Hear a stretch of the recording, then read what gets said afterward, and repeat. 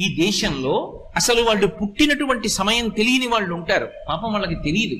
వాళ్ళు జాతకర్మ చేయించుకున్న వాళ్ళు కారు. వాళ్ళకి జాతకాలు తెలియనప్పుడు ఎవరైనా ఇబ్బందులు పడుతున్నారనుకోండి, పెద్దలు ఏం చేస్తారంటే వాళ్ళు పడుతున్న ఇబ్బందిని వింటారు.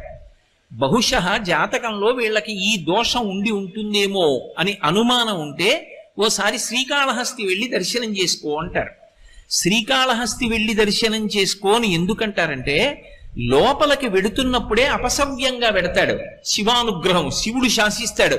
అపసవ్యం నీకిష్టం, వాడు నాకు అపసవ్యంగా వచ్చాడు, అవమానం నాకు, కానీ నేను దాన్ని సత్కారంగా స్వీకరిస్తున్నా, వాడి జోలికి నువ్వు వెళ్ళడానికి వీల్లేదు. ఎందుచేత అంటారేమో, గ్రహములకు స్వాతంత్ర్యము లేదు. చాలా మంది తెలియక శనీశ్వరుడు అంటుంటారు. శనీశ్వరుడు అన్న మాట లేదు అసలు. శనైశ్చరుడు, శనైహి